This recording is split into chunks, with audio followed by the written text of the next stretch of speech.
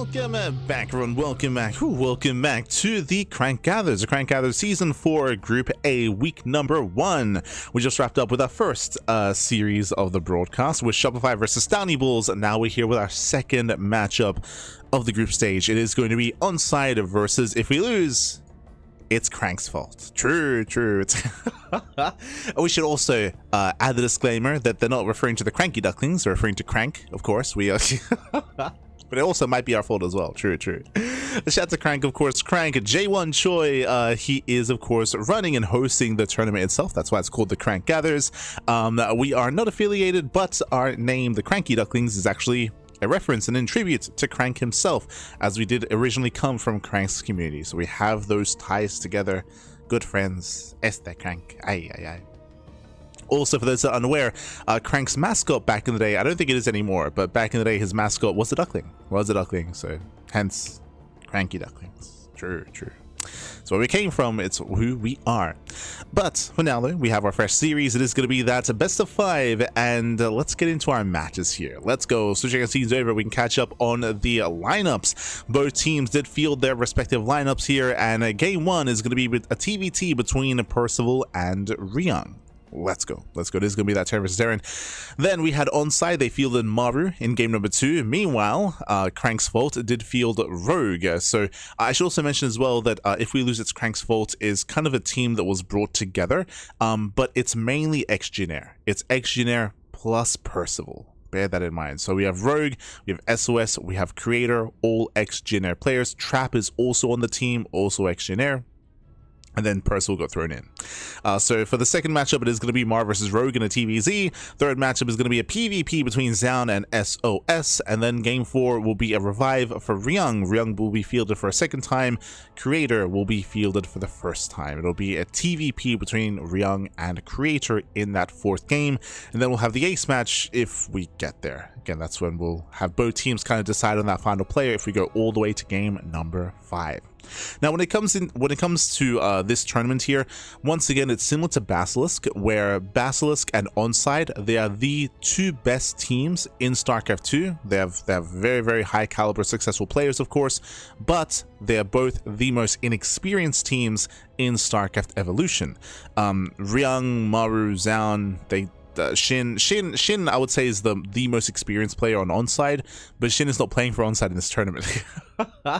Shin, he abandoned his boys, baby. Shin, he's playing on Team CRHB, which I would say is a stronger team than ONSYDE, actually, like on paper, based on their experiences.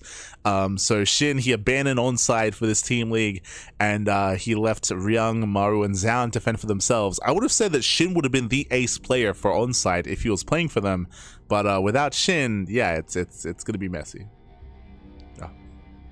Let's go. It's catching up.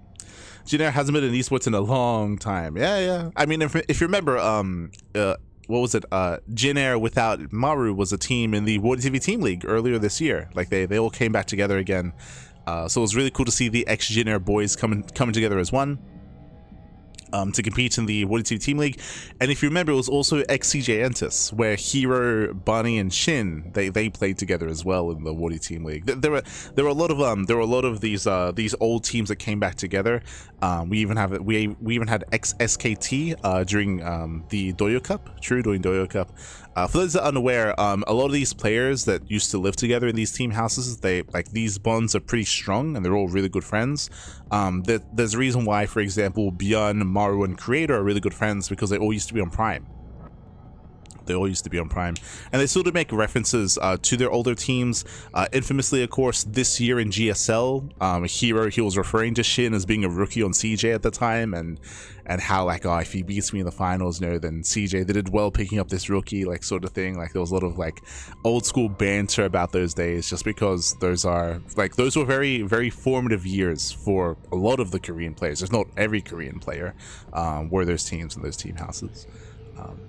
So yeah, a lot of these friendships, they still are very much so a thing now, for sure. It was not CJ Entus. Yeah, that's it. It was not CJ. I was just watching you and Yaku casting some Quanta games. Crazy alive right now. Yo, that would have been a long time ago. Este is actual. Good to see you. But let's go. Let us go. We are getting back into our next game. We're going to be jumping to our first series, Ryung versus Percival. Let's go. We're jumping in. Fun fact, we actually casted Quanta this week. Sorry, last week. Last week, Quanta, he actually played in the qualifier for this tournament. If you missed it, he did play in the qualifier for this very tournament. So it was great seeing Quanta again after so long. Still one of my favorite Terran players. My Quanta. But let's go. Let us go. It's spawning in the top right-hand corner of Fighting Spirits. We have the red Terran player. We have the South Korean Terran representing ONSYDE. It is Ryung. And spawning in the bottom right-hand corner, we have his opponent. We have the Brood War Terran player representing Crank's fault. It is Percival. It's all Crank's fault. As I get into our best of 5. Also, I should I don't know if it matters too much, but for this event, Cranky was of course casting in Korean, Solar was casting with him, and I believe for the qualifiers Byeon was casting with him. So we had Byeon and Crank casting together for the qualifiers, and Solar and Crank casting together for the first week. As Solar is not playing in the first week, not playing this week. Question becomes, who does he bring on next as well? Like, I feel like Crank and Ryung is the obvious pick, but it'd be cool if he brings on some of the other Koreans to cast for the first time. It would be nice. For now, CC first out of Percival. It is going to be Rax first out of Ryung. So Ryung playing a little bit safer, Percival being a little bit greedier here as we do load into Fighting Spirit. Fighting Spirit is a 4-player spawn map. You can spawn in bottom left, bottom right, top right, and top left as well. So 4 possible spawn locations. We'll see if our players will find each other when it comes to our openers. So it's talking about Marine King. Is he ever going to come back to SC2? God, at this point, no. I mean, anything is possible, right? It's like we have technically like MC, right? He's coming back for the Classic Cup for a little bit. You know, Parting shows up every like 5 years. Kiwian, he's been, I want to say he's been away for like maybe a year. I want to say he was absent for like a year, but last week Kiwian he started streaming again, which was cool. Kiwian. I think it was last week. There's always like a slim chance that maybe, but assume not. Assume not.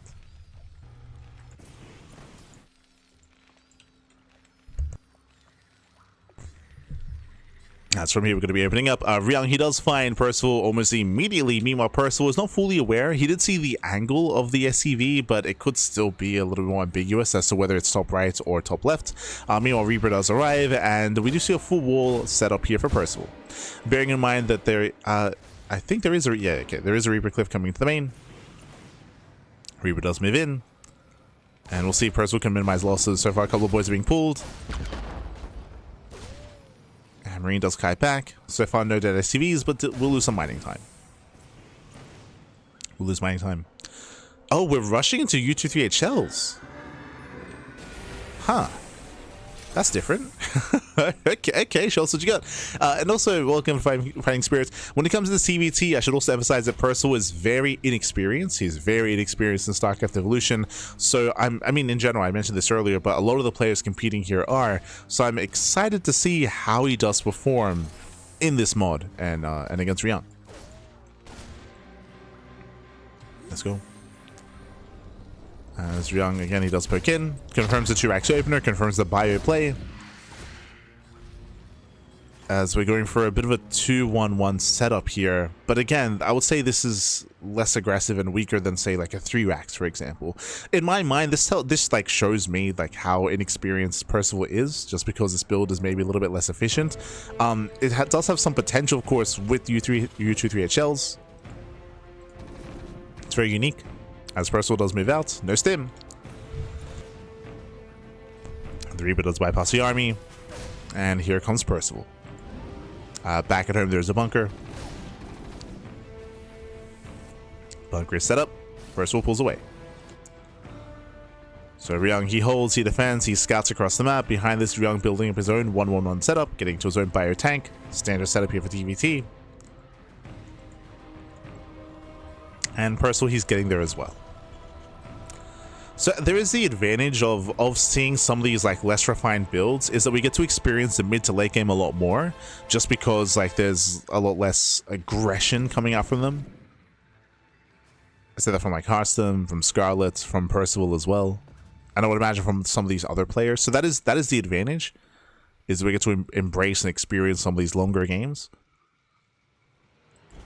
At least that is the hope. As we see these guys kind of explore StarCraft Evolution.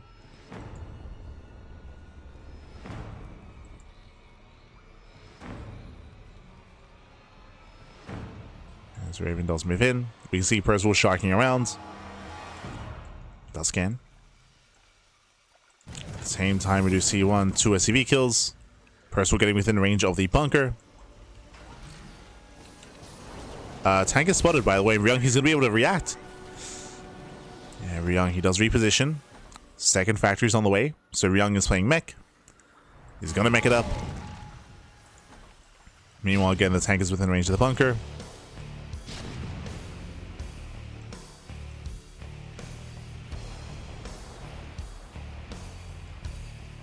Ryung going for his own Liberator, dropping to the main. Not bad. Gets in, distracts. Getting 1, getting 2, getting 3. 3 SCV kills. Dropping the tank as well. There's that auto turret. And there's going to be an expensive loss here for Percival. We'll lose the tank, we'll lose the dropship as well. Does get 4 CVs. But I'm worried about the Liberator. Right now, air control is in favor of Beyond, and that's all that really matters. We saw this in the previous TVT between Beyond and Zardians. How crucial air control can be in TVT. Yo, let's go. It has been months, if not unironically a full year, since I've seen wait, sorry, I almost said optical flare. What upgrade is this? I don't even know. It's been a while. It's been a while. Is that just like the medic energy upgrade? Like what? Okay. Let's go. Restoration, there you go. Restoration, that's the cleanse, right? That's so in TVT that helps against like disables. So if we see interference matrix coming in, then you can cleanse that. I want to say the last time I saw restoration used in StarCraft Evolution was actually a year ago. I want to say, was it Beyond? No, was it Honmono versus like Kiwian, like top? Maybe? Like, if you remember, last year there was an era of a bunch of TVTs with Tasia, with Kiwian, with Honmono, with Beyond, with Dice as well. Like, there was a period where we saw a lot of TVTs. Where a lot of the turns were being active. But again, it's been a long time.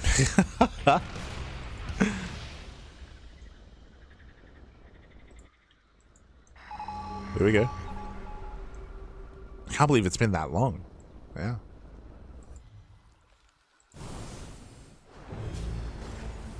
But again, for those that are curious, restoration is kind of like a cleanse. So we can come in and like disable a bunch of tanks, but then you can counter disable with your cleanse. Next to move in. He's laying the third. Third is delayed. Percival claiming his own.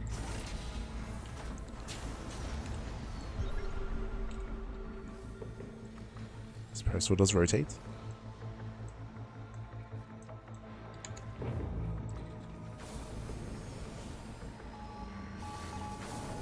It does move in. I forgot.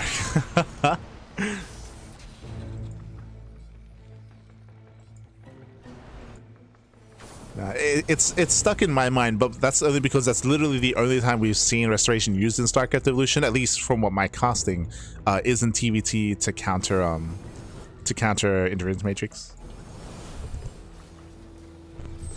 Haven't seen it used in any other scenario, in any other situation.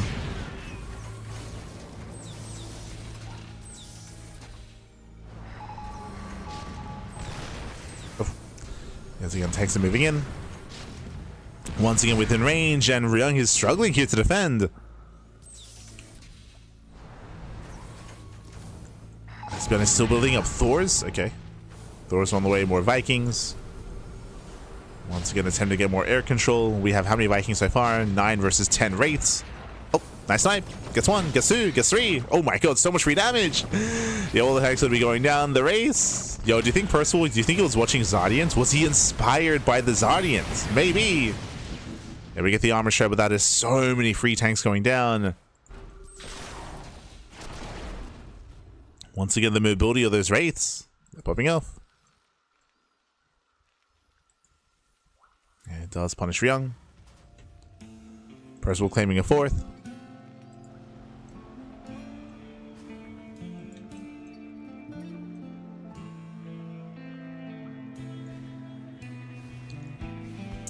It's similar with optical flare. Like the only time that we've seen optical flare used was against Colossus, I think. Yeah. Against Colossi.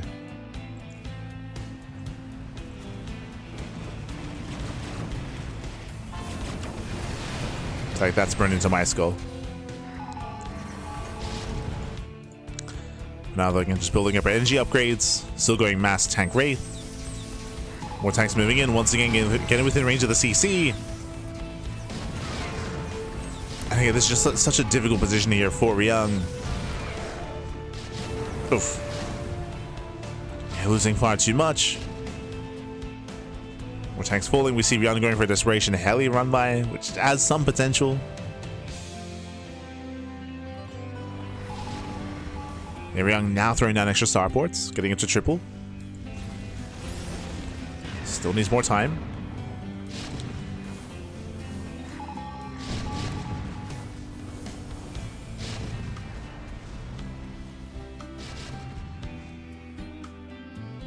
Building more at the same time. Heli run right into the mineral line. SCVs are going down. Nice damage. It's paying off.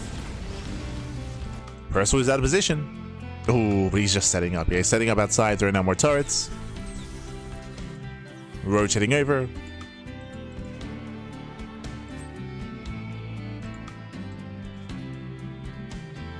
Looking for another way in.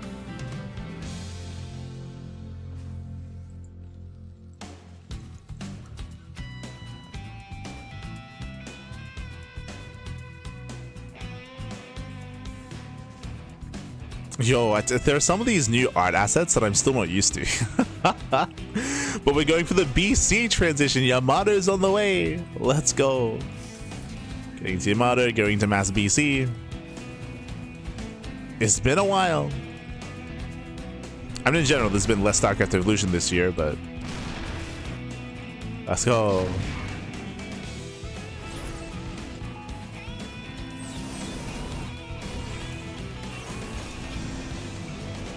So we have 5 BCs on the way. And Ryung's just being outscaled, right? He's being outscaled. Ryung having a hard time expanding, getting a 4th CC up and running, maintaining his own army. The Liberators, they almost have extend. He catches who? Nice snipe. Does try to commit. This fight I'm not too certain about. It cleans up all the Liberators at least and does have to back off. Has to respect those Thors. Gotta respect the Thors. Yamato is done. Again, BC's amassing.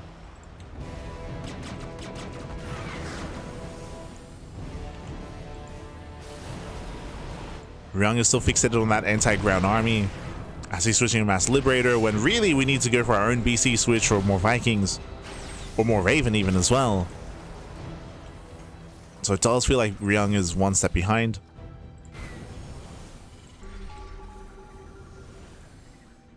BCs are revealed. Show us the Yamatos.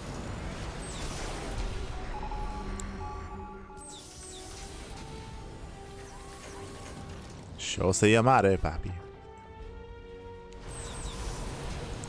Still pushing forward. Oh.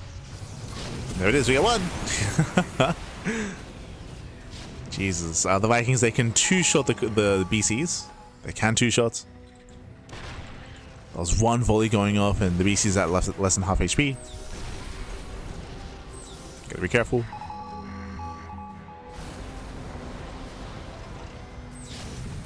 This is where I remember, I think we were casting Tage at the time, but when we're going to Mass Viking and then just like a handful of Valkyries go a long way.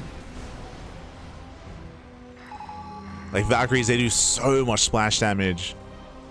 And with how prone these Vikings are to clumping.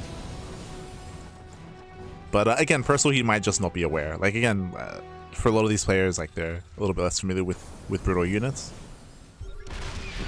But I would imagine that at this stage of the game, wraiths are less useful, like as a supportive units. Oh, losing one.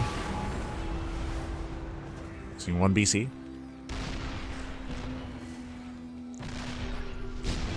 Early on, when it comes to their shocking and harassing potential, like wraiths they can excel, but I would assume that at this stage of the game, they're losing some of their potency, and it would be worth mixing in a couple of Valkyrie. Like I'm thinking like 4 or 5 Valkyrie. You don't need that many.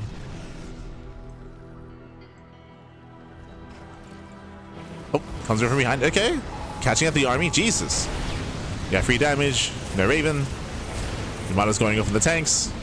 Very nice play here from Percival.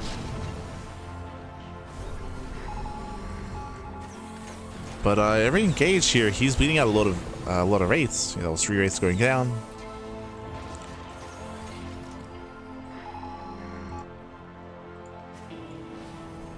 Once again, guess what? Ooh, nice scan. And nice scan from Ryung.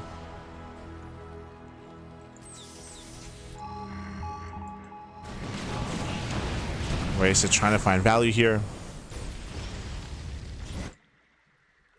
Oh, catching reinforcements. Let's go. 1, 2, 3 for Vikings. I was about to say this should prompt Ryung to potentially even dive on these BCs, but no, Ryung, he backs off. He backs off, pulls away, sneaking out of 4th base. It's completely exposed and has now been found.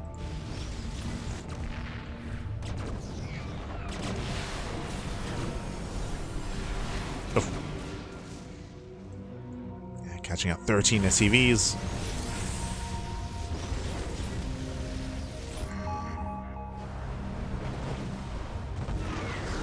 Oof, once again, late scan. Again, these wraiths are so annoying to deal with. And it looks like we will reset the Viking counts. Massive Yamatos going off.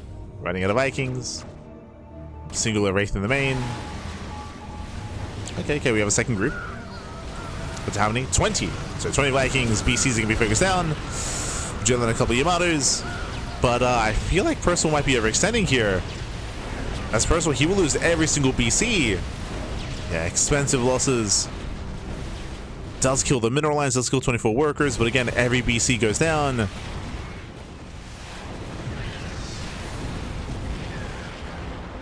This is Ryung's moment. He's pushing. Ryung is moving out at the same time. Percival trying to switch into Goliaths. The Goliath switch. Spirit is still living rent-free in my mind, by the way, with Mask Goliath. He left an impression. He's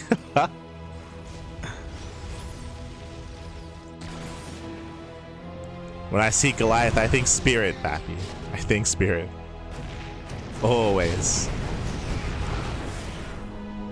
When I see the Brutal Ghost, I think Honmono. True. I think of an animal. Oh, God.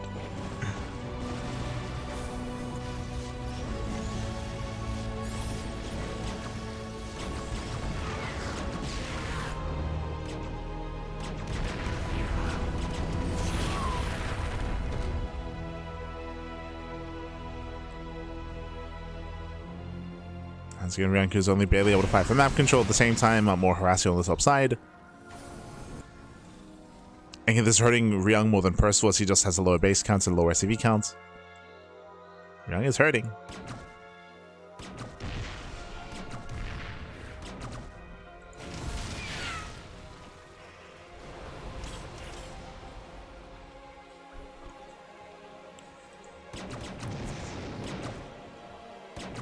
We're peeling away.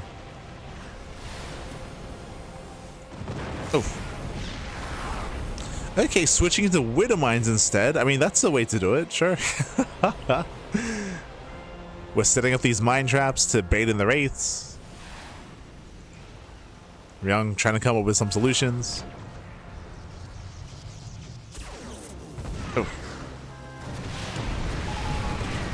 Yeah, the base is completely caught off guard. Ryung's out of position. He's racing on over, but the base is going to fall.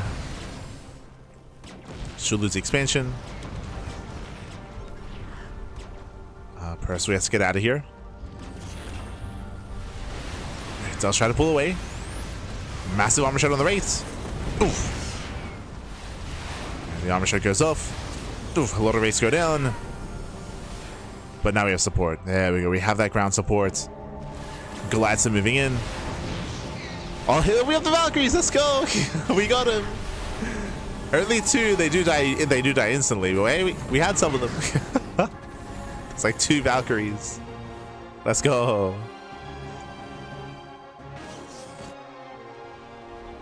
Yeah, we're making a little bit of everything at this point.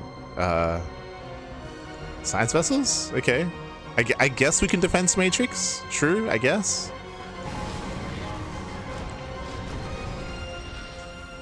Bearing in mind that Irradiate does not work against mechanical units, so we're a little bit limited in what the science vessels can bring to the table. I guess outside of EMP on the Ravens as well, I guess. An EMP. Yeah, as Ryung, he's just desperate. He's just desperate. He's all in, just rallying everything across the map. Back at home, there's nothing. Like, there's no economy. There's a defense matrix. Tanking shots. Oof, massive amount of shots going off as well. And Percival looking to claim a lead for his team. It's not going to be Crank's fault. It's not his fault. GG. GG gets called, and Percival takes game number 1. Whew.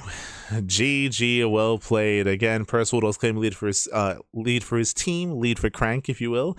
Meanwhile, again, it was a really interesting dynamic here. Going Mass Wraith, I mean, we've seen it twice now, and it's a very different dynamic in TBT. Ryung, he's known for having the best positional play in turn versus Terran, period. Like, better than Maru, better than Clem. Like, Ryung is the best at that, but because of the speed of the Wraith, like, it's a very different kind of interaction here, where the faster player now has more potential in mech versus mech in TBT because of how fast the Wraiths are. You can micro them, you can control them, you can dip in between the bases, catch reinforcements, close that gap. But with Cloak, you have that micro potential as well to be able to close that distance, catch someone not paying attention, catch out Vikings. It's a very active style. And yeah, with that, Ryung, he was torn apart. He was torn apart. GG, well played. With that, it's not Crank's fault. Takes the lead in the series, and we're getting ready for game numero 2. Ooh, let's go. Up next is going to be a TVZ between Maru and Rogue. But at the same time, Maru, he's going to be playing Brood War Terran. And Maru, he's very inexperienced in Brood War. So I'm okay. So a couple of things coming into this. Maru and Ryung, sorry, Maru and Byun, they're best friends, straight up. They're best friends. So I would imagine that Maru went to Byun for help, and I would imagine that Byun told him to just every game, just like 3x him. Just go 3x him every game. Just send that back. So that's what's gonna happen in my mind, but we'll see.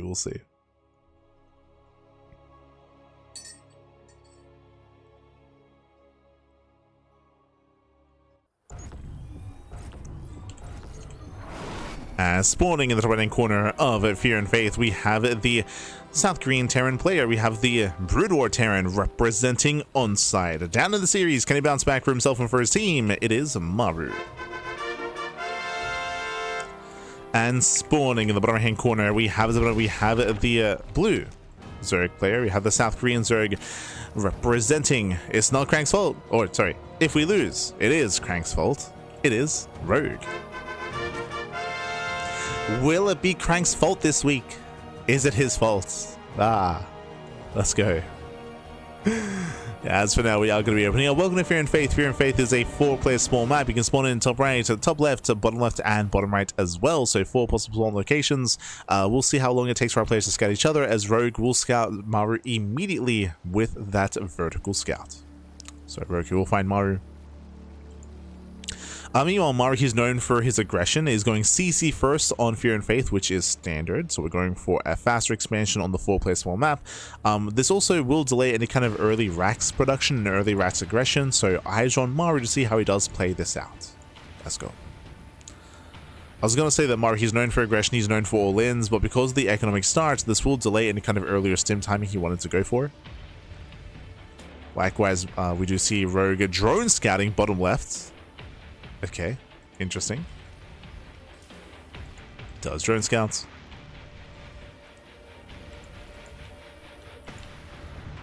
And we'll find Maru.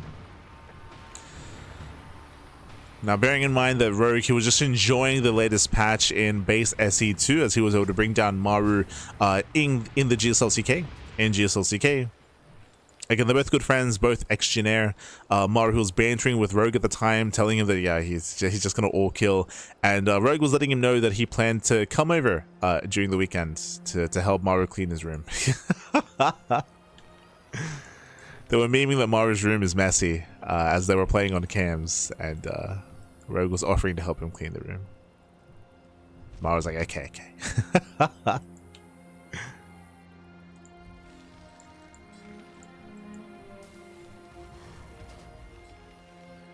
So we're about to get messy again, and so far it is going to be racks into factory. Are we tempted to mech it up?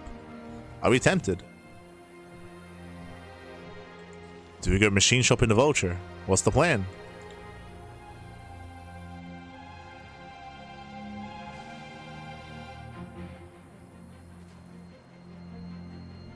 No, double star. Okay. Yo, Maru's been inspired. He saw the last 2 TVTs. He's like, yo, Mass Wraith is looking pretty good. But this is not a Terran opponent. Like, the dynamic is very different here, but okay. Sure. Like, in TVT it's different because air control is so crucial in Terran versus Terran.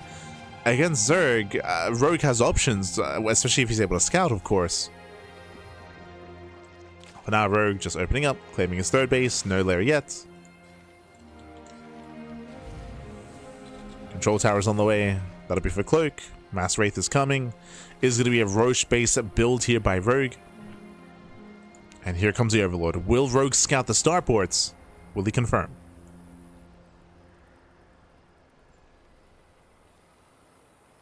Used restoration and to cure what? Percival research restoration was not used at all. Cured nothing. The answer is nothing was cured. Nothing was cured. But it was research, which is nice. As the Overlord scout is denied. It denies the scouts.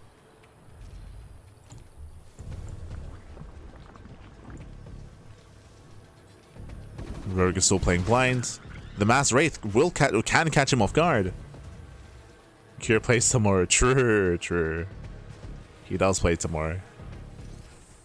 And Cure is playing for Team Liquid. For the Team League. He'll be there for the Liquid boys.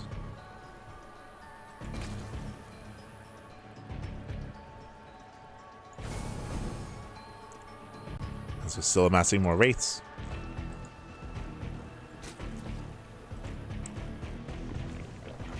Rogue taking up. Still completely unaware as to what's going on. Completely. Oh, until now. Yeah, does see the Wraiths. Does scout. Does scout. Does confirm. Instantly, spores are being thrown down. Rogue reacts. Responds with the spores.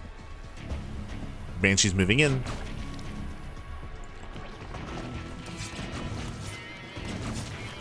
Rogue is trying to set up. So far, losing 2 drones. 2 drones. 2 overlords. Again, queens are responding.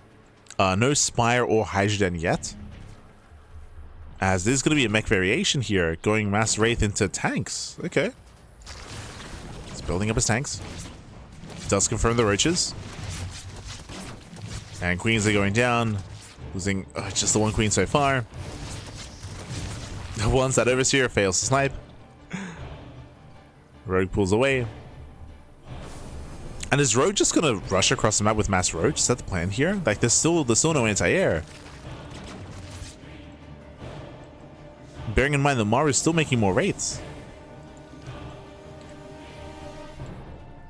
So 8 Wraiths. I assumed that it was gonna be a mech transition, but no, we're throwing down extra Raxes into late +1, into late stim. I mean, there's no academy. It's a very messy follow-up here. Like, the Wraiths have been nice. We've gotten some value, but I feel like we still need more here. considering how delayed everything is. Speaking of delayed, Link Speed. Let's go. Link Speed is on the way. Looks like we're switching out of Roach Hydra into Link Hydra.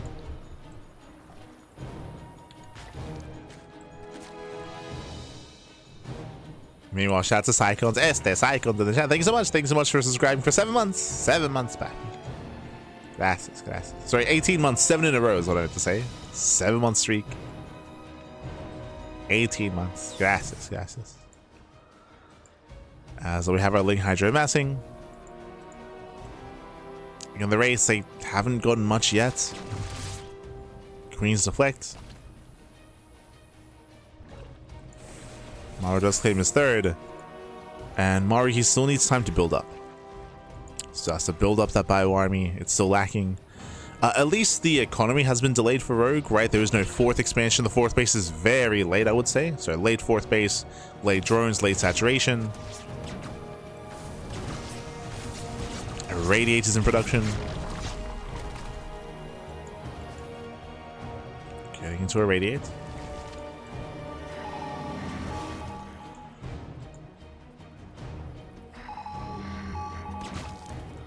Oh, and Rogue is still investing into roaches, actually, so he's going for an earlier push. He's building up his Roach Hydra.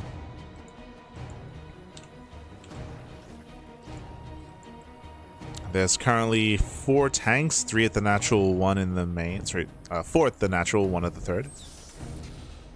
So we're slowly building up that tank count. Irradiates will help. I can see Maru defending here, but it depends on the angle. It depends on what Rogue hits first. Does Rogue try to force his way up the ramp, or does he rotate towards the third base, which is much more exposed? Let's go. Where are we headed? Again, Rogue does cut workers at 3 base saturation, 66 drones, 66 workers, no droning at the 4th. So very, very committed play here on 3 bases. Hive has now begun. Collapsing on the bio. Tanks a little bit further back. And so far trading well. A lot of Marines going to be falling. And Marines, they do fall. We do not get into Mineral. Nice radiation here on, or nice irradiates on the Ravager. But SCVs are falling. Yeah, all these workers are all going to go down. Massive pickups. Ay, ay, ay. Again, this base was completely exposed. 16 SCVs. Crazy damage. And with that, Maru has been hindered. At least Maru has retained his tank count. True, it's a very, very high tank count. But that's what the Vipers are for.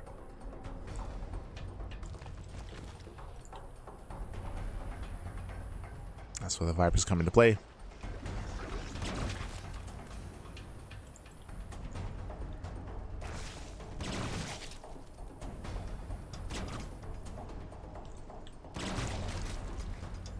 As Maru does catch a couple of workers. 1, 2, 3 drones going to be going. 4 drones going to be going down. Get nice control here by Maru.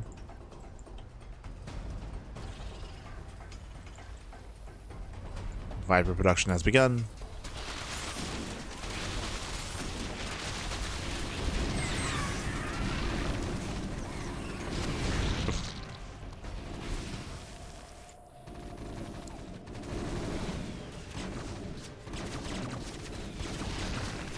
Catches some Vipers at the same time. Hydra's looking a little bit exposed as well. Nice irradiates. Yeah, massive irradiates to the main army.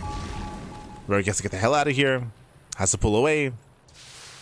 Rogue's in trouble. Clumping up his army. He'd be clumping. And again, just purely for these irradiates, Maru, he can just keep pushing. He's got, what, 2 left? There's 1. There's 1. There's 2. There's soon to be another irradiate. Again, so far, very nice irradiates. Army taking a lot of damage. Maru sims in.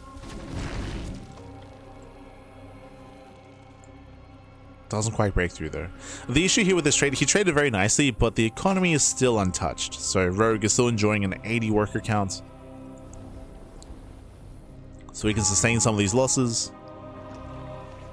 Still stuck with a relatively clunky army, though. Oh, just a duct. Catching at 2. 2 science buses going down. We're still lacking though when it comes to Roach Hydra. Tanks are moving in. There's 1 blinding cloud. Just 1. Yeah, just the 1 cloud. And Maru snowballing out of control. Remember that Rogue, he's up in supply, but that's roaches. It's inflated army supply. It's inflated. No, no. It tries to collapse in. Nice defense matrix here on the tank, and Maru snowballing out of control. He breaks through the main army, pushing towards a natural.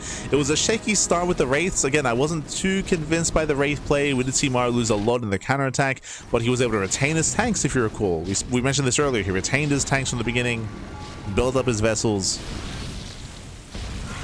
And Rogue cannot engage, not into this siege line. Again, so many tank shots popping off. Does catch two. Does catch two tanks. And that's all he's going to get. Oh, he did. Oh no, he only kills one. Yeah, it just kills the one. As GG gets called, and Maru, he does fight back for his team for ONSYDE. GG.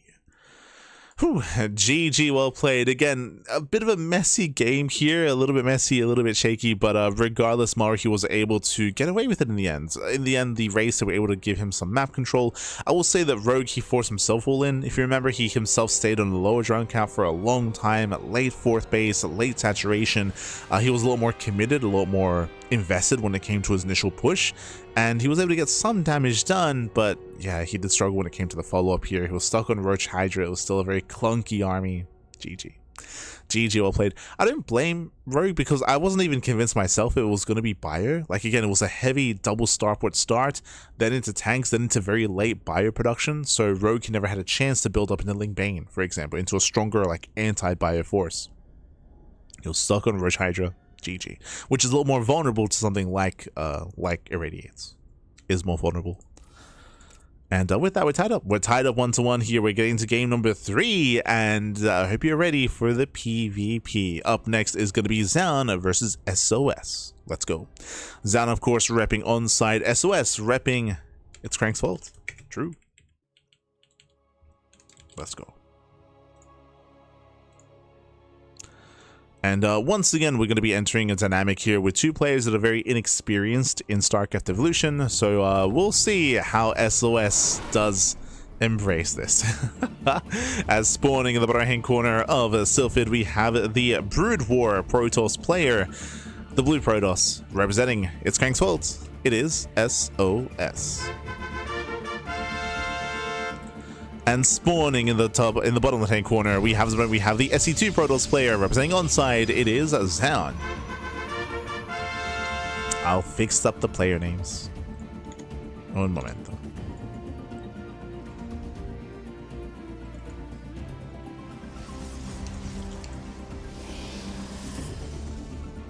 Man, beautiful. Looking very fresh today. It's very cold. If you're curious, I'm all wrapped up in a jacket, all wrapped up around my neck as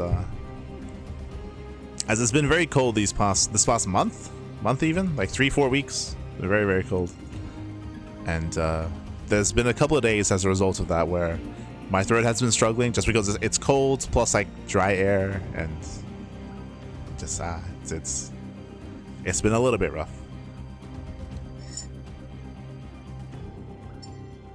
I've been straining my voice a lot easier because of the weather. So we gotta look after ourselves. Gotta warm up. Yeah. Here we go. Here we go. Welcome to Sylphid. Sylphid is a 3-player spawn map. You can spawn in top side, left side, and right side. So 3 possible spawn locations. Meanwhile, it is going to be a PvP, but it's a mirror matchup in name only. Zerg, Terran, and Protoss, despite them sharing their names, the Brood War equivalents are very different in how they play. Here we do have SOS experiencing and embracing a Brood War Protoss. Typically, when it comes to PvP, we see very heavy Dragoon Reaver play, but we have been seeing some players experiment a little bit. And as I mentioned before, SOS is a lot more inexperienced in StarCraft Evolution, so I don't really know, because of that, he might not stick to the meta, right? Like the meta is one thing, but you know, this is where a lot of the inexperienced players can start to be a little bit more exploratory. We saw that already with Scarlet and Hearthstone in the previous series, where they were like experimenting a little bit. Here, looking like a Reaver drop. Okay. As the probe did get trapped on the egg, so it was a little bit unfortunate. Don't think that was intentional. We do have some new egg models here, but it's going to be a Robo, most likely into Bay, into Reaver drop. these are our expectations out of where SOS is leading us. Meanwhile, Zoun just going 2-gate opener into a fast Twilight Council into a delayed expansion. Oh, setting up a proxy location as well. Are we thinking DTs? Could be Twilight Council into Dark Shrine. But remember, SOS already has the Robo, so he's already on the path to get to tech eventually. For now, though, we're expecting the Bay. Show us the Bay. Huh. Oh, and there it is. Yeah, we're going for the Bay here. So again, this is for Reaver production for shuttle drops. At the same time, it is proxy Dark Shrine. Now, because we're opening up Reaver, this means there is no observatory. For those that are unfamiliar with Brood War, in Brood War, you need another tech structure to make an observer. You can't just make vanilla observers like you typically would in SE2. You need an observatory. So there's an extra kind of step that you have to take, and without it, zero detection. So that Dark Shrine is halfway done, and DTs may just end the game, to be honest. As here comes the Reaver. This was also inefficient. Typically, the way that you want to do this is that as the bay is being made, you make a shuttle, so then you already have your shuttle ready, and then you can line it up with the Reaver. So this is a little bit messy out of SOS. And the Dark Shrine is about to finish, and SOS has no idea. Oof. Yeah, he has no idea.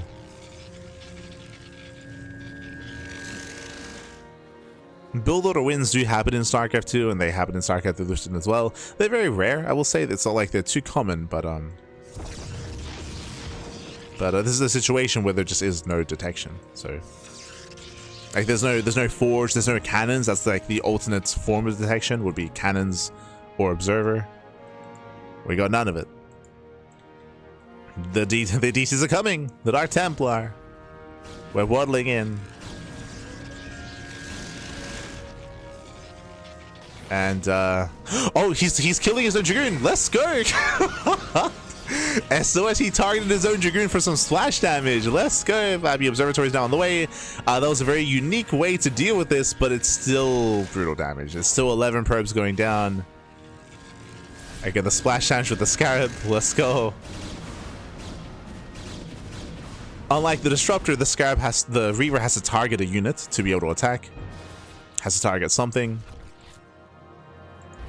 But again, 17 probe kills, critical damage. SOS now has half the working count of Zoun. Zoun is on 41. We have 23 here for SOS. Detection has now arrived, but this is crippling damage. Again, this could have been game ending, right? But yeah. SOS is like, what do I do now? Like, what? Smurge, baby, smurge. Zoun's like, leave the game.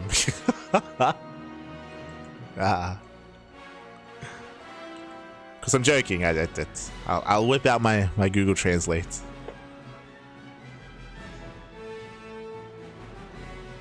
So he's like, otoke. I'll whip it out.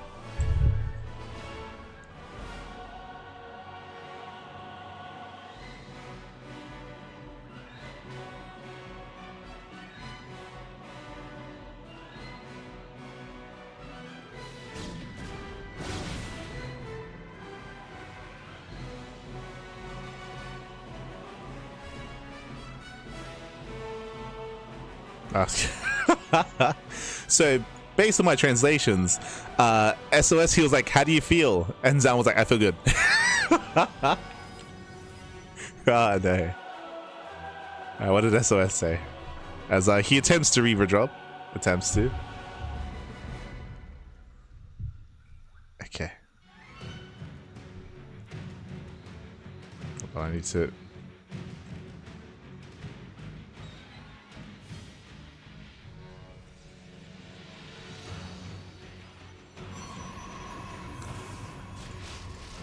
I'm jumping in. Oh! Yeah, the probes do climb, but Jesus. SOS having fun. 8 probes. 8 probes going down. Messy defense here from Zoun against the Reaver drop. The Reaver drop does have potential. Okay. Unironically, killing 8 workers, we're slowly catching up. Well, we're getting there. I mean, Zoun is still up a base, still up an expansion. Likewise, Zoun is getting into disruptors. I wouldn't say this is the best way to deal with Reavers, but sure. Gonna be Stalker Disruptor against Dragoon Reaver. Let's go. The old generation against the new. True. With the players as well, unironically. With the players as well.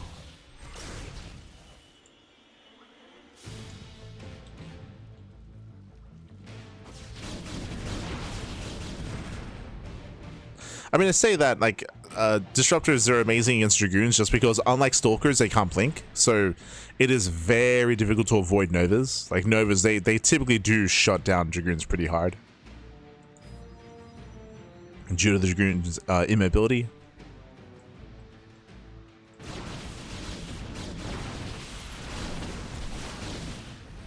Scarab Shot going up.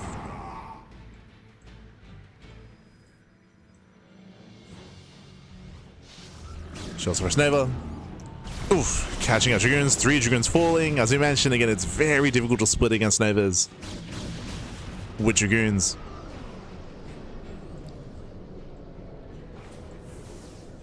Scrap Shots coming in. Catching out. Oh my god, the army clumps up. Jesus. Yeah, Zoun panicking a little bit here. The lift, a little bit too late. Oh my god, baits in the army. Nice juggling here by SOS. Scrap Shots going off, and SOS, he can do this. He can do this. Stalkers are coming from behind. Oh, the Nova connects. Yeah, Nova does connect. A messy fight here, but with that flanking army, we do see the Reavers. They get very low. 1 Reaver survives, and Zoun holds. Zoun, he does hold on. And remember, behind this, no third base. There's no third expansion. There's no greater economy. SOS was all in. Had potential. Oof. We'll lose the final Reaver. Reaver goes down. Peeking off the Dragoon. The longer this goes on, the better it is for Zoun. No. Oh my god. Once again, massive Nova. Massive connection. Cleaning up the Dragoons. Cleans up.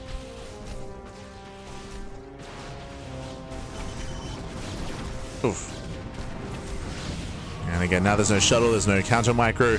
In the end, Zoun does overextend with these Stalkers blinking into Reaver shots. But remember, Zoun is up a base, up in economy, up in production.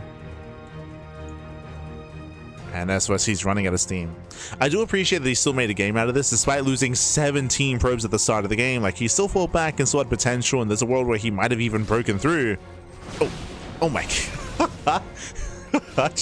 The Scarab chasing the Stalkers after the blink is crazy, by the way. You can see the Scarab make a U-turn over. That's insane. The heat-seeking Scarab shots. It's crazy. Oh my god. Zoun is like, how did we lose this technology? Like, how did we lose that? What's going on, Protoss? What's going on?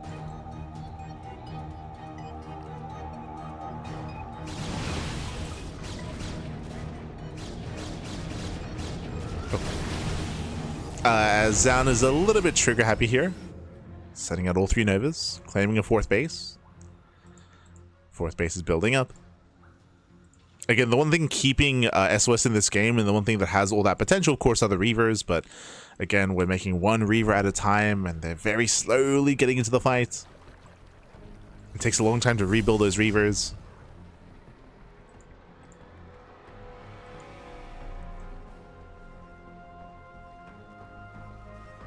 So the Reaver trying to claw its way in. Blinking forward, Reaver goes down, massive pickoff. Yeah, catching out the Reaver, and from here is down. He does snowball. We do see that SOS was out of position. He's at the 3rd location. Oh, nice connection. Catching out 2 Stalkers. Catching out 2. Ooh, catching out 3. And yeah, only 3 shots. Oh, the Novas. Oh my god. The counter Novas. Catching out the Dragoons. 1 Disruptor barely recalls away. And once again, looks like SOS, who will defend the natural. Barely defend the natural base. But what about the 3rd? Oof. Yeah, the 3rd still goes down. Again, SOS still cannot maintain these losses. Is pushing. He's down to, I believe, 1 Reaver left. Yeah, down to 1 Reaver. Una más, papi, una más.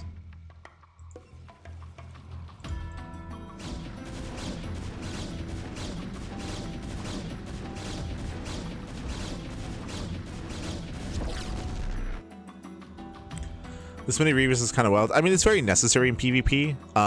When you think about the Reaver, you shouldn't think of it like a disruptor. You should think of it like an immortal. Because the Protoss Robo, the Brutal Robo army is like very limited. Yeah, GG. GG gets called. As Zoun does overwhelm, and he does take a lead for his team for ONSYDE. GG. Whew. GG, well played. Zoun does take lead. But winding it back here, you should think of the Reaver more like a cross between like a disruptor and an immortal, just because when it comes to Robo production, you can only make a Reaver, so it kind of it plays two different roles for the Brutal Protoss army. So it is kind of like the backbone, it is like the core of like the Protoss army in PvP. And in other matchups it can be as well. So you are a little bit more heavily reliant on that, and it was just a really rough start. Like, honestly, if it wasn't for the opener, if it wasn't for SOS losing 17 probes at the start of the game, I can see a world where he wins this game. Like, he was playing well, he was trading well. Like, we saw that Zoun was kind of panicking a little bit and struggling against the Scarab shots, against the Reavers. If only the DTs hadn't given Zoun such a massive lead early on, that hadn't happened, I can see SOS winning that. GG. GG, well played with that. Zoun, he will claim a lead for his team. Remember, this is a best of 5. Best of 5 between ONSYDE and Crank's Fault.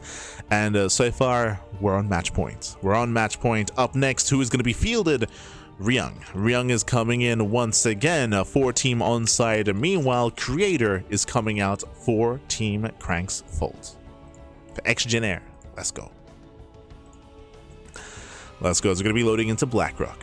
And again, Ryung needs to win one game here to claim the series. Creator has to fight back to force the ace match. Now, what I will say is that Creator, unironically, he's one of the best Protoss players in StarCraft Evolution. Like, he's up there. I would say he's still behind Classic, but I think I might say that Creator's top 2. I might say he's top 2 Protoss in StarCraft Evolution, and we'll see how he does compare as the SC2 Protoss. So spawning in the right-hand corner of Blackrock, we have the SC2 Protoss player. We have the blue Protoss for team. If we lose, it's Crank's fault. It is a Creator.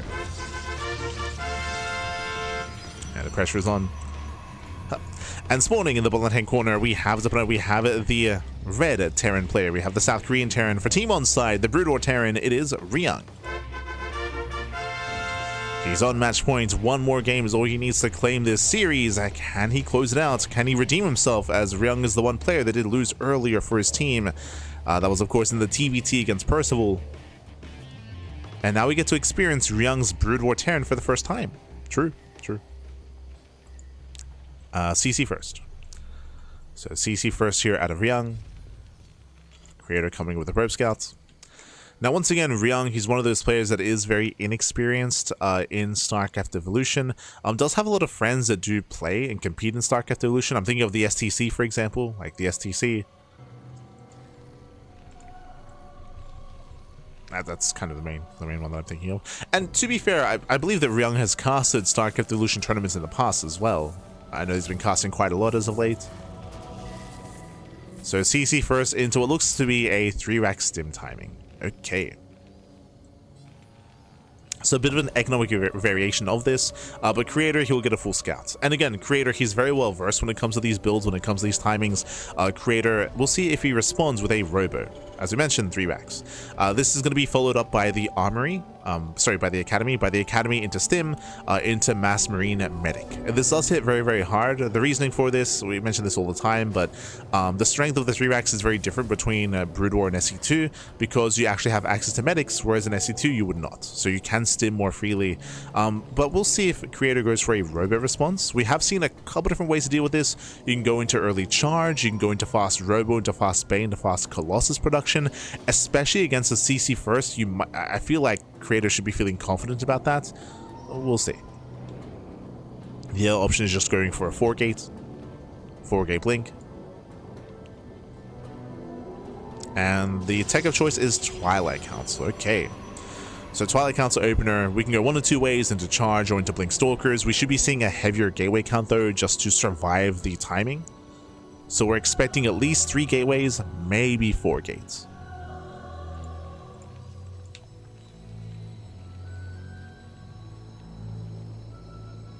proper lighting. True, it isn't just like scorching our eyes.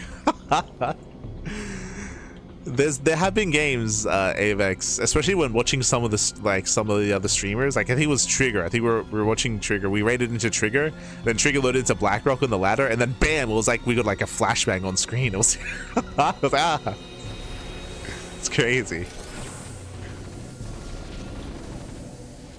I think Trigger, he commented on it, like he was like he had to look away. It was, oh god, it was blinding.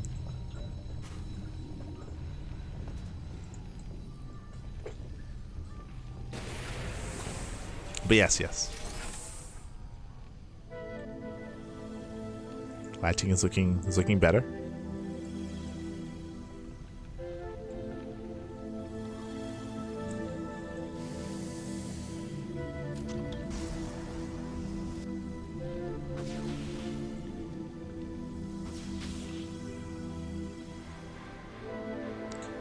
But you see it a lot on player streams because they play on the lower settings, right? They play on the lower settings, so there's no light filter on.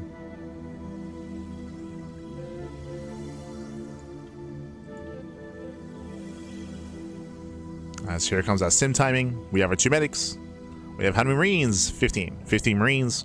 Ryung does move out. Creator, did he go 2-gate? He went 2-gate blink into a 3rd. He's crazy. 3rd gateway is on the way, but Creator, he was very greedy here, losing 1 Stalker already, losing 1, losing 2. Heavy losses for Creator, and does this just snowball out of control? Yeah, Ryung, he does smell blood in the water. Spots a 3rd. Making use of the tall grass. Going for the expansion, and can he force a cancel? He should be able to. He should, and he will. Yeah, massive pig off again, Creator. So we were a little bit lost talking about the lighting of the map, but I just assumed that he was going to go 3-gate, but he was so greedy here, despite seeing the build. And Creator, so greedy. Creator, he will defend, he will survive on 2 bases, but these have been some rough losses. And Blink is now done, pulls away to the battery. Ryung has to pull away. Hiding in the tall grass, let's go. Oh. Making use of that vision. Once again pulling away. Oh! Once again trying to catch him out. Remember, there is a mischance. There is a mischance in StarCraft Evolution. So there's a chance to miss. There's a chance to miss shooting into tall grass. As Ryung, he will lose the army. Pulls back to his natural. Now we can build up. From here, Ryung's in a very strong position. Creator, he might have cleaned up some of those Marines. That is true, but the 3rd base is so delayed for Creator. Considering this was supposed to be a greedier economic build, Ryung looking good. And behind this, double starport. What is with this mass double starport meta here? Like, what are we... I mean, I know the Wraith has been changed and buffed quite a bit during, like, the off-season. But was this also like prevalent during the SEL like ladder invitational? Because this is, to me at least, this is relatively new, seeing like as many races we have in today's broadcast. As much mass wraith even.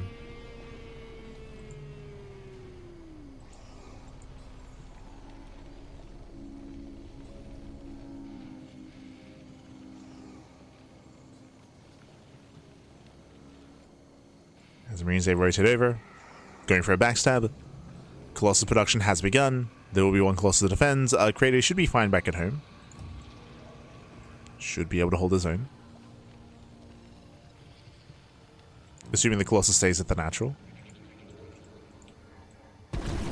Yeah, Ryung, he's checking with the 3rd base. Did gamble a little bit and did gamble incorrectly as he does not get into the 3rd base mineral line. He didn't know where the expansion had been taken. Now moving up with his wraiths. There is no side defense in the mineral line itself.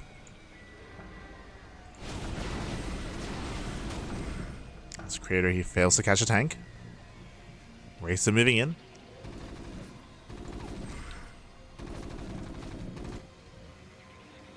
Wraiths are moving into the bases. Ryung, he commits with his entire army. He's pushing. Race into the main. Cloak is activated. And probes are going down. Yeah, probes are going down. At the same time, we do have Colossus to defend. I believe Creator, he should defend his 3rd at least. Rotate back around. And they rotate back. Ooh, Marines, they get caught out. The Colossus, they pop off. Yeah, the Colossus, one of them goes down to the Racer. True. They get the two. They get both Colossus. Oh my god, the Racer crazy. They're insane, pappy. The harass, they shut down the Colossi. The ground army did struggle though. There was a lot of Marines going down before the race came into play. Some heavy losses there for Ryung. Oof.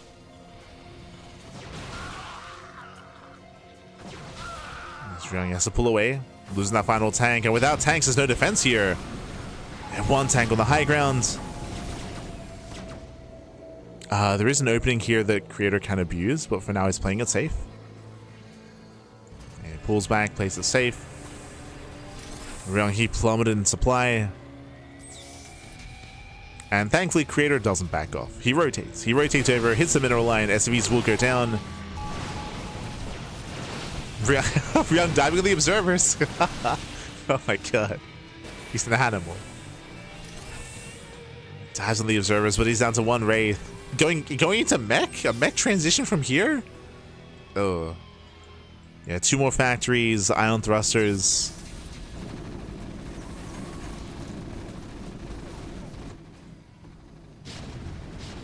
And Ryung, it feels like he's too far behind to transition like this. Yeah, too far. Army dives in, takes down the mineral line. SCV's going down. Very efficient trades here for Creator.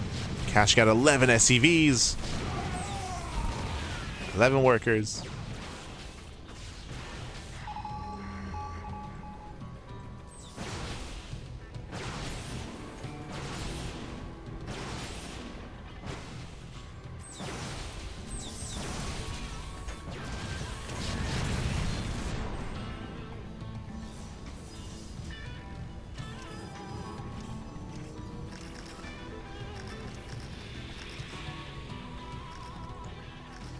And now we just keep rallying. We just keep rallying. At this point, Creator, he has a 4th base, now getting a 5th as well. Full map control for Creator.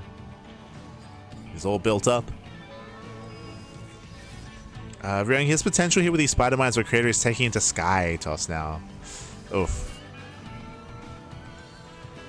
Yeah, Stargate that can lead into the Fleet Beacon, into the Mothership.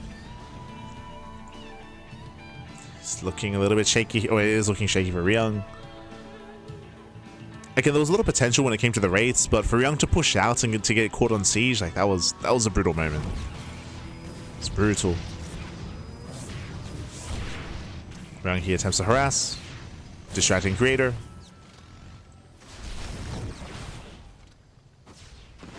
Does get a couple of road kills. Oof.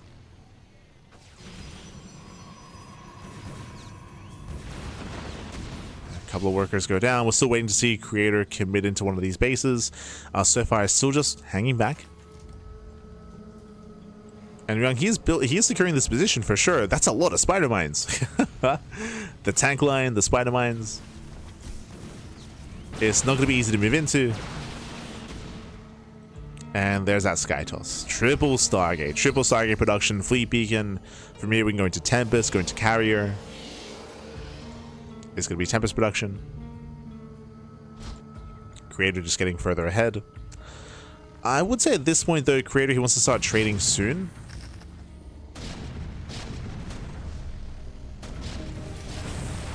As Ryung is slowly catching up. Slowly. There's a scan. Ooh, what did he see? Scan does see the Stargate. Okay, he knows. He's aware of the Stargate.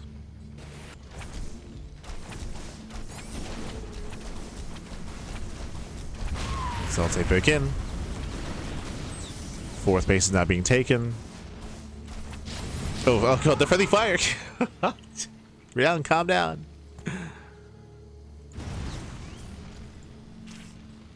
Yeah, tanks that kill more CVs than the Zealots. Ay.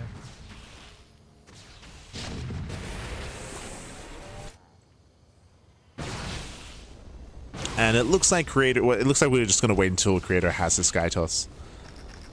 He is harassing somewhat, dropping into the main, pushing towards the 4th, but there's no like big commitment here from Creator. Just poking.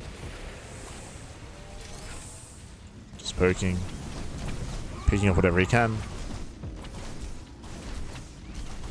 taking more expansions.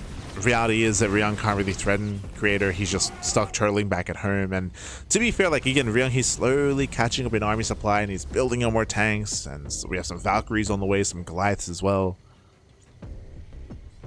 The issue though is that it isn't just that Creator's maxing, it's that Creator's also building up a bank to be able to remax after the fight as well.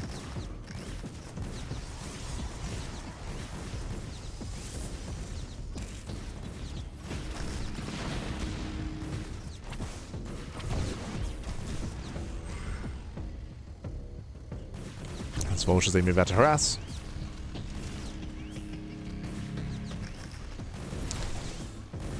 And we'd be harassing. Tempests have arrived, a couple of carriers in the mix as well.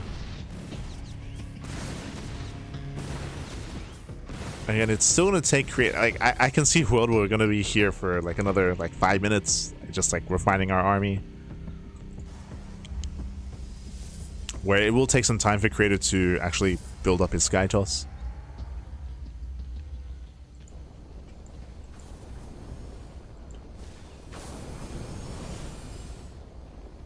Ryung, he does move out there. Okay, let's go. Does start to push. Gets spotted by the Observer. You can see Creator respond.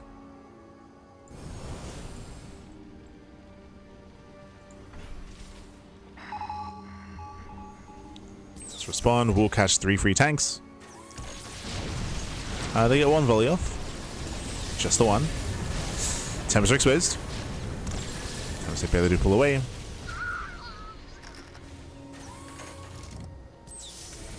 Ryung moving in. Shows EP. Oh, nice EP. Catching out the high tempo at the same time. Marines, we're just going to be sending them across the map. Just freeing up supply. The cannons, they hold their own. Yo, shout out to the tall grass though. Free damage. And can Ryung make it back home? Can he make it back? Valkyries, they catch out the carrier. 1 carrier goes down. Tempests are exposed. Massive pickups as the Skytoss army is going to crumble. The Valkyries. Yeah, the Valkyries, they pop off. What about the ground army, though? It does hold its own as well. Yeah, better fight for Ryung. Again, just a really awkward angle for Creator, losing all of his Skytoss immediately. Ryung, keep going. Keep going. We got to keep pushing. Like, we cannot let Creator remax. We got to keep pushing. Again, shout out to the MVP Valkyries. Ooh, but here comes the Gateway Remax. Yeah, the Gateway army comes in, cleans up all the Goliaths. Ay, ay, ay.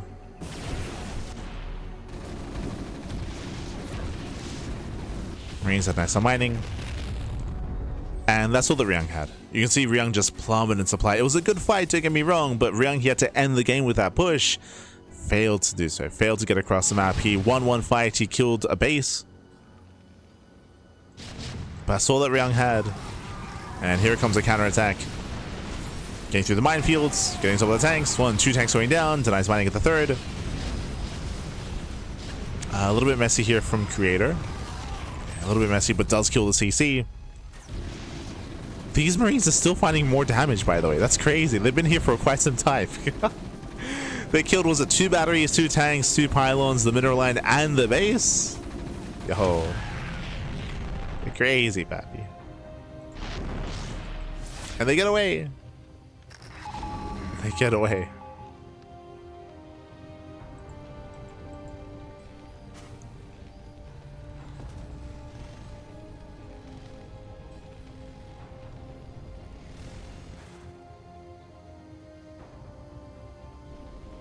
That's Creator. He has Remax.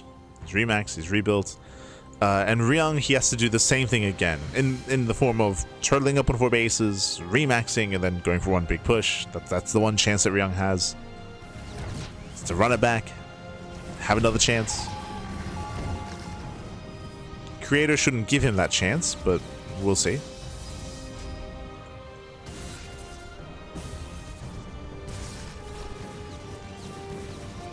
That's mining is denied. Nothing to defend back at home. Creator, he's maxed out, this time with a heavier carrier count. How many Valkyries? 2. Only 2 Valkyries. A little more Goliath heavy instead. A little more Goliaths.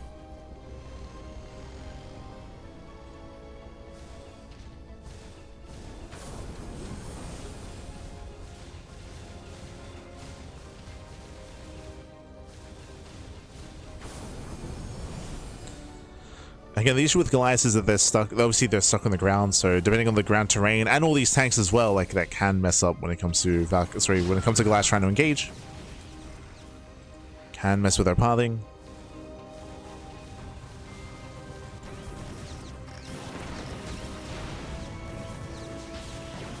God, these run bys. Like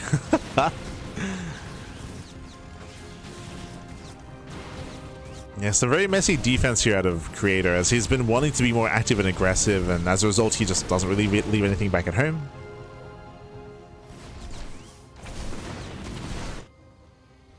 Has been struggling to claim a 6th base. Sorry, a 7th base. It's been struggling. There you go, Ryung has remaxed. He was able to run it back, if you recall.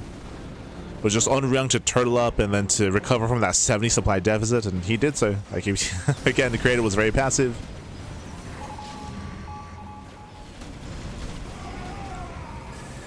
Ryung now moving in. Oof. Catching out the prism. Creator's gonna be careful. Show us those EMPs. And the vessels they move in. 3 feedback, 3 storm.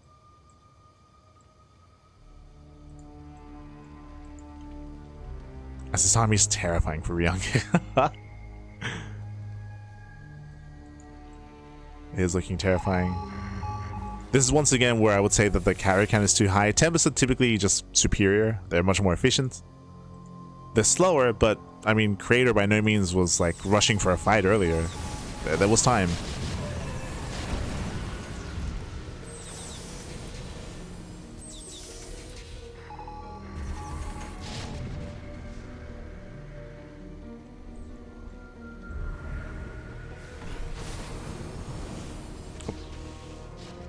As you can see, Ryung, he wants to engage. Does abandon a couple of tanks. Uh-oh. Ryung about to be surrounded. Creator, he's setting up.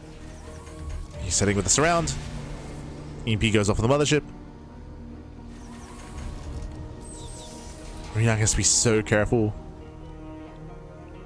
As he tries to rotate. Tanks are unsieged. Now we commit. Okay, now we're trying to commit in. Gee, that's a lot of Valkyrie shots.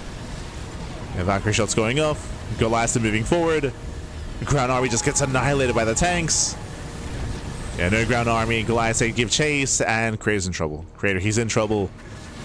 Oh, catching out one more carrier. Catching out 2. Yeah, 1, 2, 3 carriers being chased down. Massive pickoffs. Oh, does miss a shot. Does miss a shot towards the end, but there we go. Carrier does fall. Yeah, Ryung dominating that fight. And Creator had such a massive lead throughout the majority of this game. But again, like Creator, he was lacking that urgency. Like despite having the better economy and even winning some fights, like he had no urgency to push in. The DTs though, they're getting free damage. Where's the scan? The scan! Where is it? Oh my god, the scan was late. A lot of tanks went down to those Dark Templar. And the Tempest, they're doing it. They clean everything up. Not enough anti-air. And the mass Tempest. It's working. Yeah, the Tempests are breaking through. Okay, we mentioned earlier that I was very unconvinced by the carrier switch from Creator, but now we've reached our Tempest. Of course, have more range. Extra massive damage, just more efficient units. And Ryung, he needs time to build up more Valkyries. We need more units in the sky. It's too late, Becky. It's too late. I got a very intense game here, but Creator, he breaks through the siege line. Picking up some more Goliaths. So has to respect those Valkyries though. Has to respect them. But we are pulling back completely here at Creator. I feel like he can just keep trading. Like, we can keep pushing in. We have the Stalkers to protect. So again, Creator pulls away. Races back home. Let's go. Ryung long distance mining. Desperate for money. But this I would say this is now the third time that this has happened, where Creator, he has some momentum, he has the stronger force, he has potential to press that advantage, but he doesn't. He backs off, he retreats. And as a result, this is giving Ryung the opportunity to recover and to build up a comparable army. To build up more Goliaths and more Valkyrie over time. Whereas Creator's army isn't really getting much bigger. It was already there.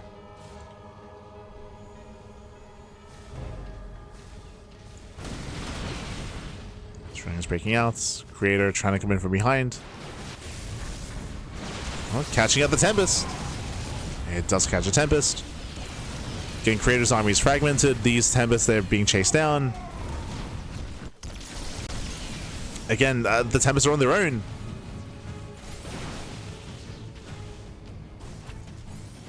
Again, the army's on its own. We're catching out all the Stalkers. Creator trying to come in from behind. We're getting messy. Yeah, we're getting messy here. It looks like those two Tempests will fall. Just catching one. Just catching the one. And who catches who? Ryung. Yeah, Ryung, he gets surrounded. Massive storm with the Valkyries. Oh my god, again, a very messy engagement in the center, but Ryung, he'll lose everything. GG gets called, and Creator, he ties up the series. We are going to the ace match. Whew. GG.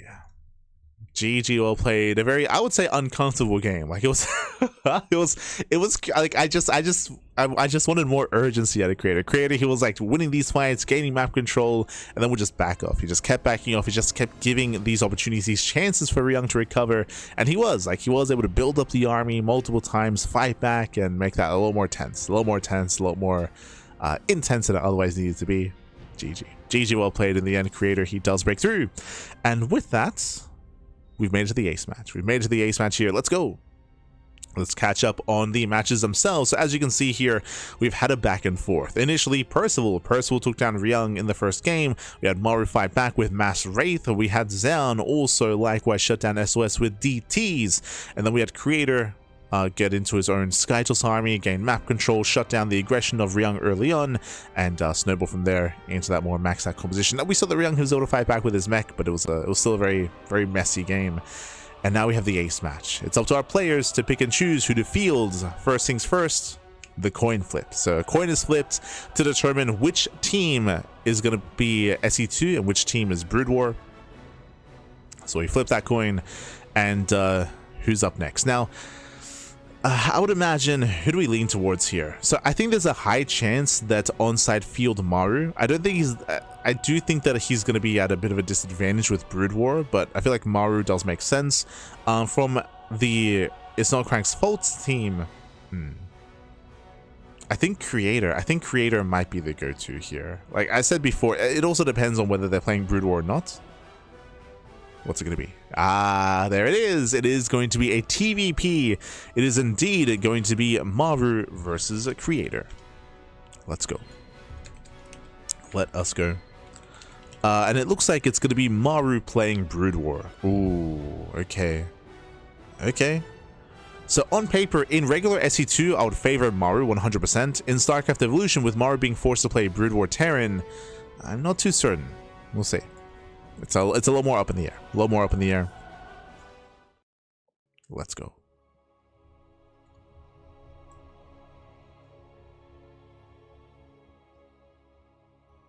Little do people know, Blackrock was secretly made to be a StarCraft Evolution map with all the land sidewalkers. True, true. Ah. Now we know, Pappy, now we know. As here we go, we're getting into the ace match, the final game of the series, and spawning in the bottom left-hand corner of match point, we have the South Korean. The South Korean Protoss player. We have the blue Protoss, the SE2 Protoss representing. If we lose, it's Crank's fault. It is Creator. Is it going to be Crank's fault this week? As spawning in the top right-hand corner, we have the Brood War Terran player representing ONSYDE. It is Maru. Let's go. Let us go, as we are going to be opening up. Going to be settling in, and welcome on to Match Point. Match Point is a very aggressive map, I want to say. Short rush distance by ground, that is true, but because of the points of elevation and because of how we expand, we often do see a lot of mid-game on Match Point. We see a lot of mid-game. So I'm curious if we can embrace that here and now as well, as we have Creator being in a bit of an annoyance, and we'll delay the CC. Delays by a couple of seconds. Likewise, again, Creator is playing SE2, Maru's playing Brood War, and we'll see what Maru brings to the table. We have been seeing a lot of double Starport Mass Wraith play in every single matchup, so we'll see if that trend continues here as well on Match Point. We'll see.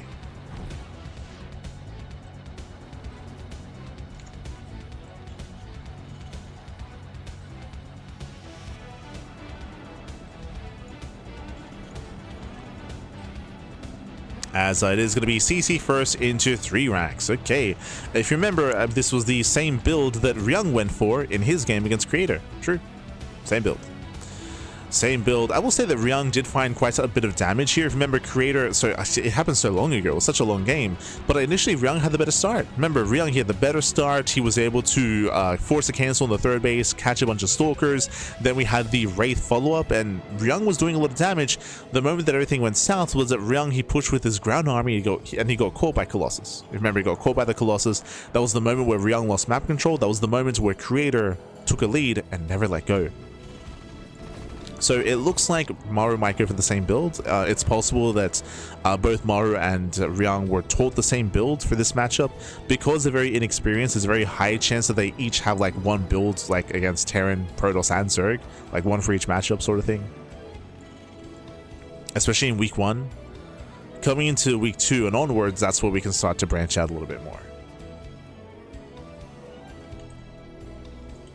For now though, we're going for that 15 Marine stim timing with medics. And Creator, he did scout, he did confirm, and we should be seeing some safer play by Creator. Remember last game he went 2-gate blink, this time we're expecting a 3rd gateway. So far 2 gates, oh, no Twilight Council, my apologies, no blink whatsoever. It's going to be a robo defense instead.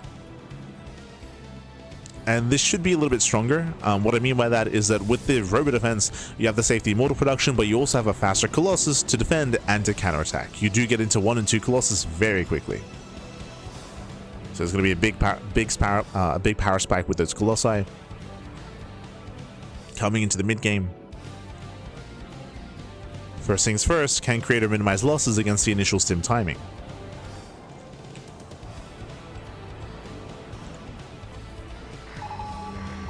Scans the natural, doesn't see much. Robo's done. There's the Bay, as we mentioned. Again, we're rushing Colossus. Maru's going to hit first. Oh, and again, the rush distance by ground is shorter on this map, so this is going to be hitting a little bit harder and faster than normal. There's that one battery. Second pylon. Warp gate's still on the way. Creator doesn't really have much to defend, and he's getting caught out of position. Oh, okay, pulls back. He does pull back. Who catches who? Does spot the army. There's him. There's the first him. Yeah, there's that first him. Does cut back to the battery. Boys being pulled. A bit of desperation here by Creator. Losing 1, 2, 3, 4, 5. Okay, it's getting out of hand. 7 probes. 7 probes going down. Ay. Yeah, some critical economic damage here, getting up to 10 workers. Ay. Maru, he's still not done, going into the main. And the Colossus will pop out, but that'll be after 12 probes go down. 13 probe kills.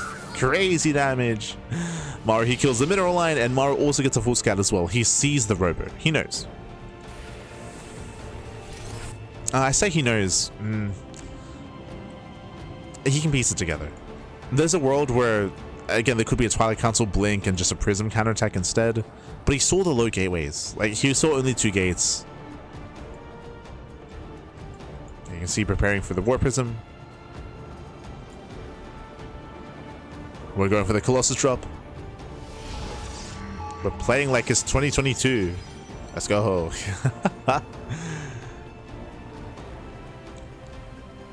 It's been a while since we've seen Colossus drops in the meta. This was more the case during the COVID era of StarCraft because robot openers were much more common due to the prevalence of 3-maxes.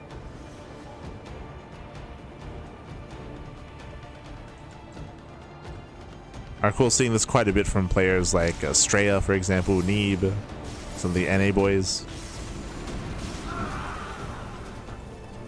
They're catching out a couple of SCVs, nothing major yet, but slowly getting value. Oh, and catching at the medic. More marine kills, a bit of hold damage on the Colossus, so we have to be careful. Oh, gotta be careful. Pulls back. Pulls back, pulls away. Creator claiming his third. And so far the Colossus is containing Maru, but no major damage yet. I'm still worried about the breakout. I'm still worried about the move out here from Maru. Dropping the Colossus. Oh, once again takes jumping on the tank, but once again does take a lot of hits, a lot of damage. Down to half HP. And here comes Maru. Here comes the main push. Siege mode has been researched. We have 6 tanks. Ay. Unlike Ryung, Maru did not go for the Wraith follow-up. To just double down on tanks. One tank is going to get caught. Nice pickoff. Never mind, tank does actually get away. Gets away, Pappy.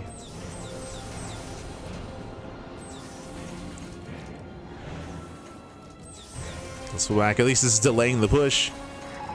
Oh, tank shot going off. Colossus drop coming in from behind. Where are we going? Jesus. Be careful. Colossus is striking around. I assumed that we were going to try to catch reinforcements, but Creator turned back around for a surround. Tanks will siege. Yeah, tanks they siege up. They do siege in time. Reinforcements on the way. Jesus.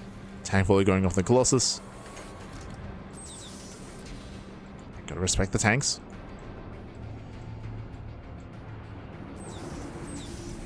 Speaking of, yeah, Maru, he does bleed back the around army, building up to 10 tanks. Maru does threaten the dive. And Creator, he commits. Yeah, he's going in. Pushing into the tank line. One Colossus goes down. Massive pickoff. Down to 2. Yeah, 2 Colossus left. Brutal target firing there. As Maru did focus on the Colossus. And Creator's in trouble. Yeah, he's in trouble. He's going to try to force friendly fire. Oh. 1, 2, 3 tanks going down. Getting 4.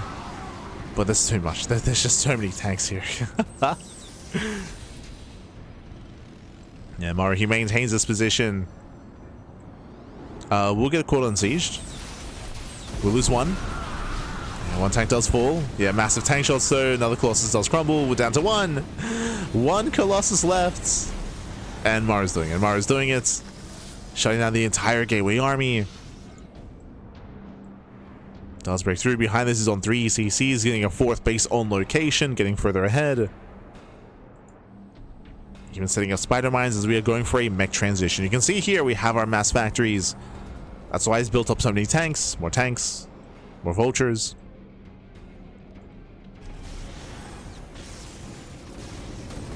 And switching into mech. Like a proper Brood War Terran, true. He be switching.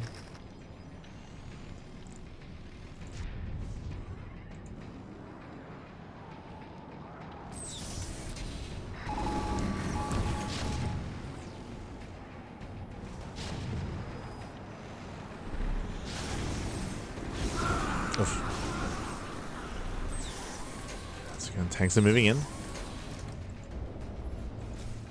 Yo, we have our overlords. Let's go. The overlords are fanning out.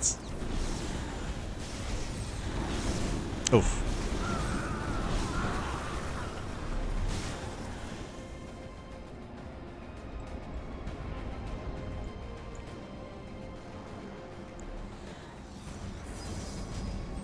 And Creator, he's at least been able to hold on to his 3-base economy, but I'm just concerned about the growth of Maru, especially once that 4th base gets up. Once the 4th gets up.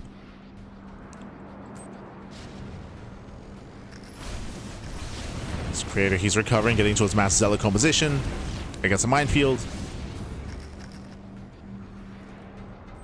Again, a much cleaner transitioning from Maru switching into mech. I would say this is cleaner than Ryung. Ryung, he kind of stumbled his way there, he was committing a little more harder into bio, if you recall. And then, of course, we had that Wraith transition. So this is much cleaner.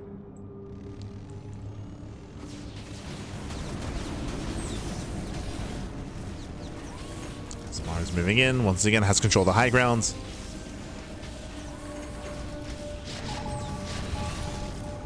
Catching out a couple of Stalkers. Pushing up this ramp though and into the base is still going to be difficult. It's moving in though. Again, this ramp is huge. It's massive.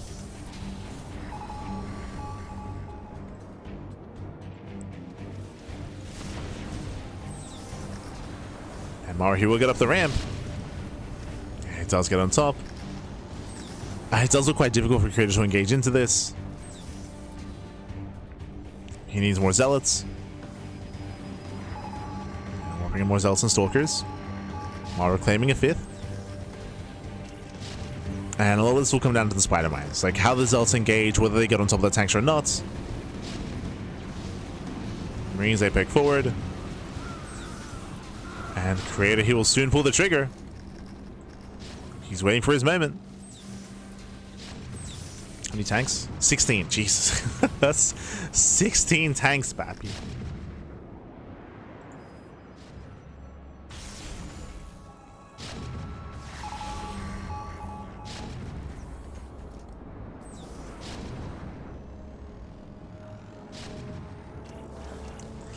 Yeah, and the longer this goes on, the more Spider Mines. Here we go. It's go time. He's going for the dive. Spider Mines, they will connect. Massive connections here on the Zealots. Defensive Matrix here on the tank. But the first tank line is going to go down. It breaks through the first line. Trying to break through the second. Warping in behind the army. Okay. Gets us up with the tanks. And every tank is going to go down. Just barely. Yeah, just barely here. Breaks through the main army. Breaks through the siege line. Better fight here for Creator. He does break through. He's got to keep going. We got to keep going. It was a bit of a messy engage here, but Creator, he came in from behind. Got on top of the tanks. If you're looking at the supply here, a lot of the supply is in workers. Again, Maru, he's on 90 SCVs. So a lot of worker supply there. And Creator, he retains a Colossus at least. Oof. He retains a Colossi. But Creator has to do something about the economy. The issue here is that Creator, he wins a fight, but if given time, Maru, he will quickly remax. Or he has the bank. Creator, we've got to keep going. As opposed to the Ryung series where Creator had map control, had bases, and had the economy, here it's the opposite. When Maru has map control, Maru has bases, Maru has the economy in the bank.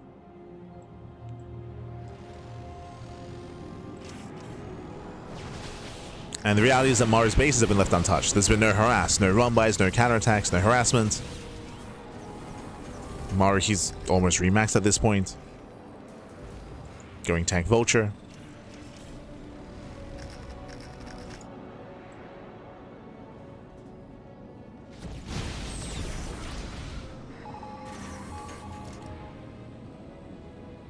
Maru's moving in. And 91 SCVs. He's doing his best TY impression. True. Going full TY.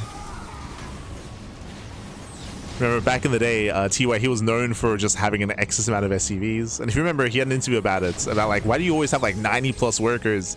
His rationale was that he expected to lose them, right? Like when it comes to like Ling counterattacks, Ling run-bys, Ling Bane harass. So it means if I lose workers to run-bys, like I'm still good. Oof. That's EMPs. Catching out the army. I mean, those were brutal EMPs. Once again, Maru's pushing through. We're back. We're back in this position. We've been here before. Now Maru does need a little bit more time to set up his minefield. Needs a little bit more time. Spider mines are on the way. We do have our immortal drop. Cranky does collapse in.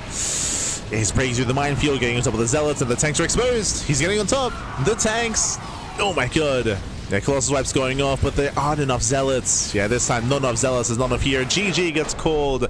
Creator does not break through, and Maru, he will claim the series 3-2, winning the series for ONSYDE. GG. Whew. GG, well played. Again, a cleaner transition to mech here from Maru after the bio opener. If you remember, he killed 13 probes. 13 probes went down at the start of the game, so a very strong start for Maru. That's why Maru had the greater economy and he had map control for so long, is that Creator was playing catch up for quite some time. I will say that Creator initially had a better fight and a better engage. Like, he was able to clean up Maru, which was very impressive, but he needed to keep pushing towards some of the bases. Like, the big thing here was that Maru, he was on 5 bases, he was on 91 SCVs, and there was no harass. There was nothing to slow Maru down. So he just keep going, could just keep building up. GG. GG, well played with that. Congratulations here to ONSYDE, as they do as it looks like this week it is Crank's fault. True. As ONSYDE, they take down If We Lose It's Crank's fault, and they did lose, so it is Crank's fault. GG, well played. Congratulations at ONSYDE. Now remember, this is the round robin group stage, so there's still a lot of matches to cover, a lot of matches to go throughout the course of the next couple of weeks. With that, we have our second series wrapping up, and we have one series left here tonight. It is going to be a best of 5 between Shopify and It's Crank's fault. So, so Crank's fault versus Shopify. So once again, we're going to be running it back here for Bjorn, Harstem, and Scarlet. They're going to be back, and Lambo as well. True. Bjorn, Harstem, Scarlet, Lambo. They're going to be coming back here to face off against our ex-Jin Air team. So we'll see you soon. We'll see you soon after the break. We'll see you soon with the final series of the broadcast. GG. We'll see you soon.